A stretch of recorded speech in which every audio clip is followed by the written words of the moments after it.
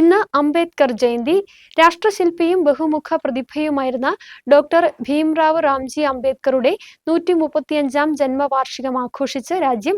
വെല്ലുവിളികൾക്കിടെ സ്വാതന്ത്ര്യത്തിന്റെ 75 വർഷങ്ങൾ പിന്നിടുമ്പോഴും ജനാധിപത്യ മതനിരപേക്ഷ രാഷ്ട്രീയമായി നമ്മൾ നിലനിൽക്കുന്നതിന് കാരണം ഡോക്ടർ BR അംബേദ്കറുടെ ദീർഘവീക്ഷണമാണ്. സമത്വ ദിനം എന്നറിയപ്പെടുന്ന അംബേദ്കർ ജയന്തി സാമൂഹ്യനീതിക്കും സമത്വത്തിനും വേണ്ടിയുള്ള ഡോക്ടർ BR അംബേദ്കറുടെ നിരന്തരമായ പോരാട്ടത്തെ ആദരിക്കുകയും ഓർമ്മപ്പെടുത്തുകയും ചെയ്യുന്നു.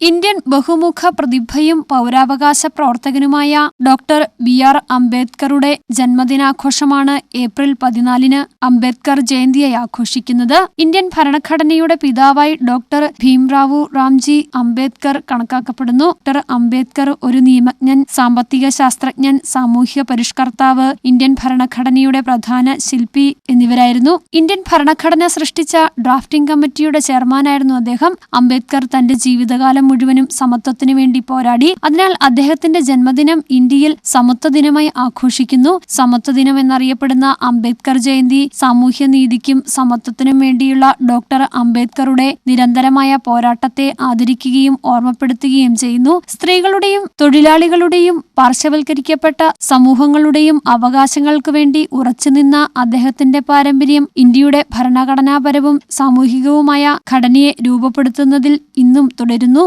ദളിത് കോൺഗ്രസ് ഇടുക്കി ജില്ലാ കമ്മിറ്റിയുടെ ആഭിമുഖ്യത്തിൽ അടിമാലി കോൺഗ്രസ് ഭവനിൽ വെച്ച് ഡോക്ടർ BR അംബേദ്കറിന്റെ 134-ാം ജന്മദിനം അംബേദ്കർ ജയന്തിയായി ആഘോഷിച്ചു. ദളിത് കോൺഗ്രസ് ജില്ലാ സെക്രട്ടറി PK ബിനു അധ്യക്ഷത വഹിച്ച യോഗത്തിൽ ദളിത് കോൺഗ്രസ് ജില്ലാ പ്രസിഡന്റ് PA സജി ഉദ്ഘാടനം നിർവഹിച്ചു.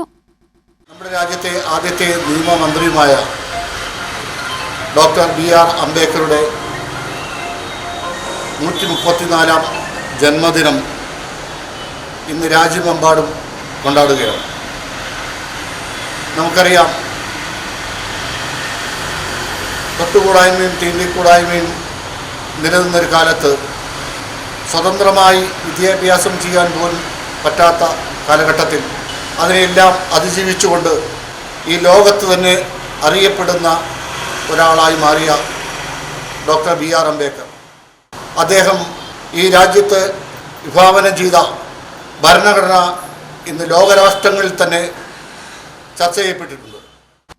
INTUC സംസ്ഥാന organising secretary John C. Isaac, DCC member KP Aziz, block vice president CS Nasar, Dalit Congress ഭാരവാഹികളായ സുബിൻ KK, ബിനു EN, അജേഷ്, ഇമ്മാനുവേൽ, അതുൽ തുടങ്ങിയവർ പങ്കെടുത്തു. News bureau, Adimali.